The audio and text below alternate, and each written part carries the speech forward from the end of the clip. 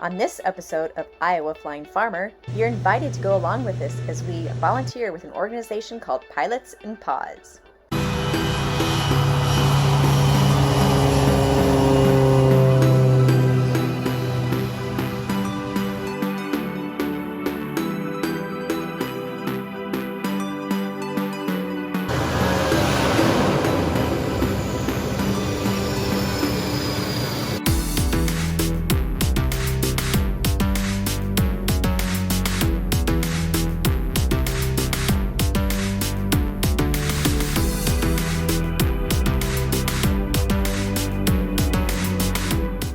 Hey guys, welcome back to the channel.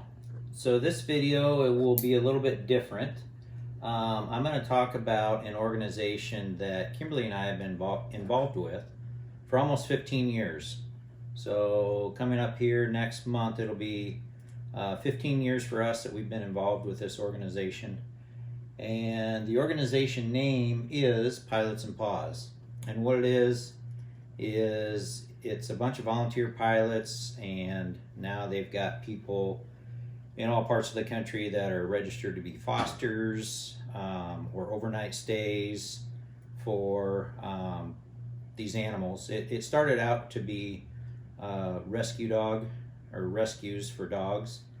And I'll read a little bit here on the website how they got started.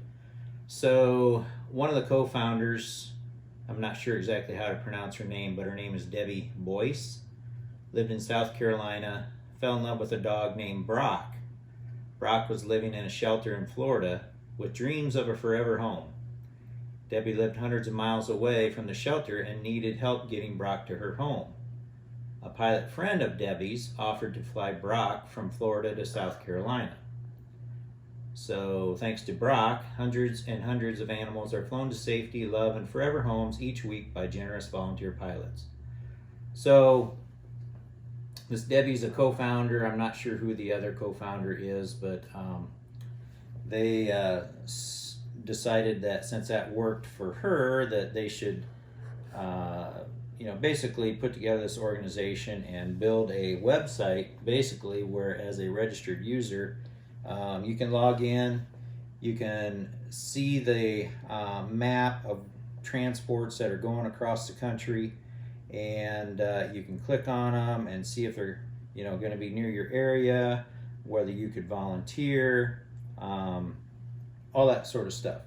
So their website is pilotsinpause.org, and to date they have flown over 150,000 animals.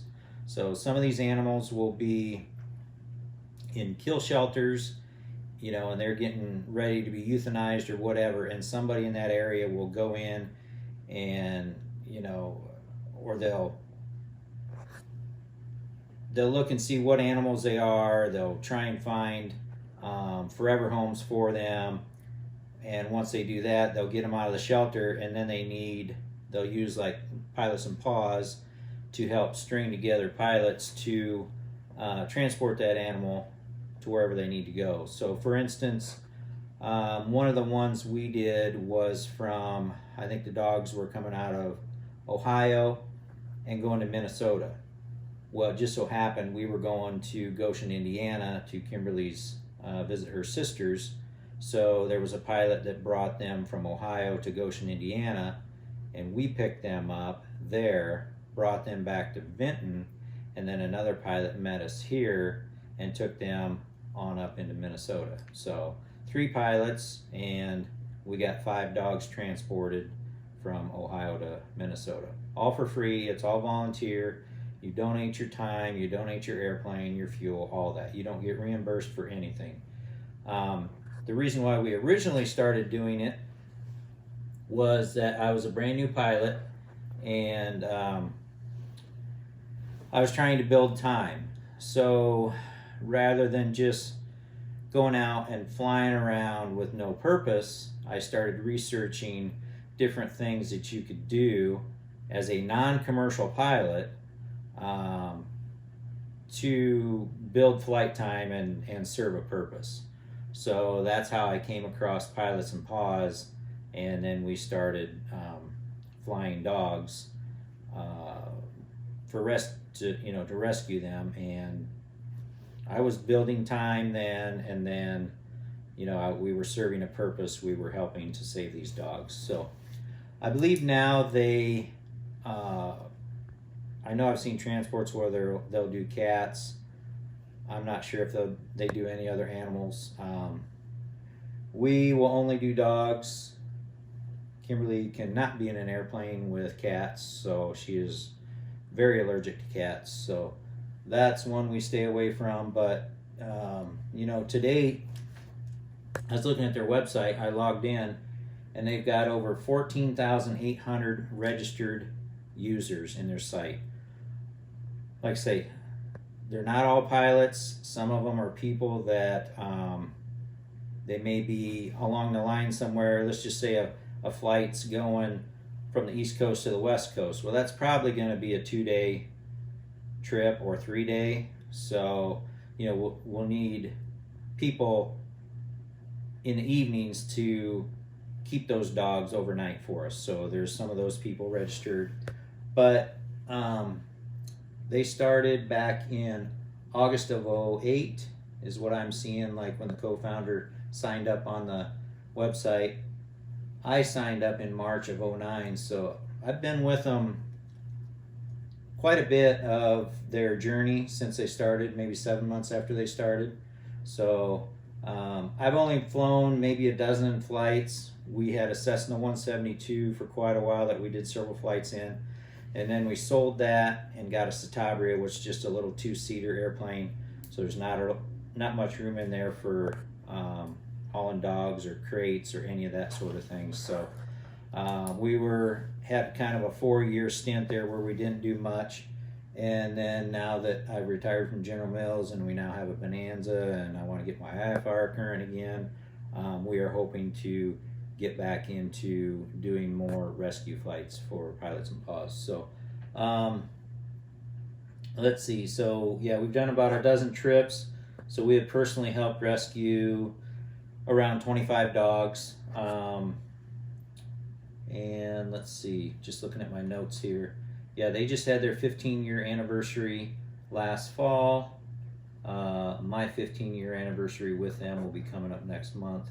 So anyway, and we're going to show you a lot of pictures here. They've probably already been scrolling through this video as I'm talking, but we'll show you some of the pictures from some of the flights that we've done. And this is just kind of a bonus video this week. We've had, we had a lot of pictures from our flights, and just thought it'd be kind of neat to throw this video out there and bring some awareness to Pilots and Paws, who we've worked with, have had wonderful luck working with them. If you're a pilot out there that's, like I say, that's in a situation like I was when I was a newer pilot, and you're trying to build time, it's beneficial for you to get more time under your belt, because then your insurance rates end up coming down a little bit, because obviously when you're a new pilot, your insurance rates are way higher than they are when you've got even 100 hours. Once you cross that 100-hour threshold, that's a mark or whatever. That's a level in there where usually your insurance will drop. So if you're out there looking for a way to build time, you're a new pilot, you can't do anything, you're not a commercial pilot, and you're looking for things to do to build time, this is a great way to do that. And by saying you're not a commercial pilot, that doesn't mean that if you're a commercial pilot you can't do this.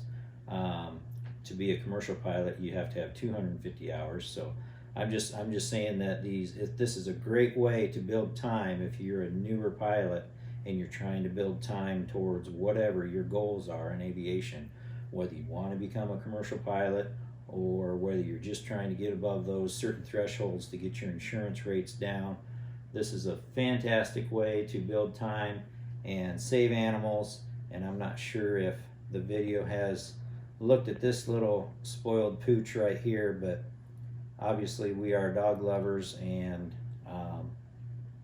gives us great joy to be able to, even to know that even if we don't do it ever again, which I hope to do a lot more coming up, to know that we've helped save the lives of at least 25 dogs. So great way to build time as a pilot. And I'll let you go because I'm kind of rambling here, but just a bonus video for this week. I hope you guys like it. So once again, thank you guys very much for checking in, for coming back, for watching our videos. We truly appreciate it, and we hope we see you on the next one. Thanks.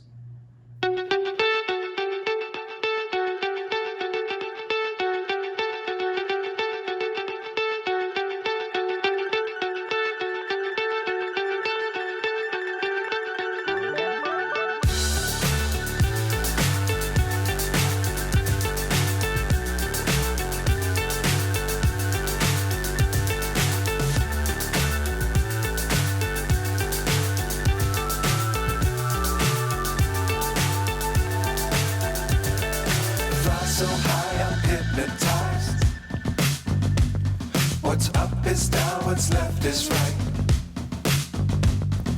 Chasing stars and holding you.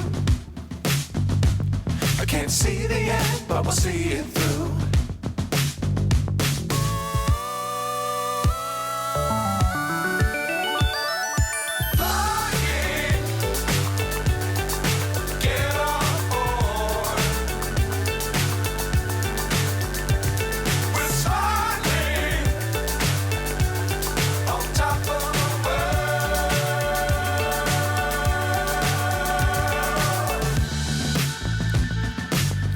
Times don't fly too high. Be sure to keep the ground in sight. Fly forever if you keep it tight. Love the world, but keep the sky on your mind.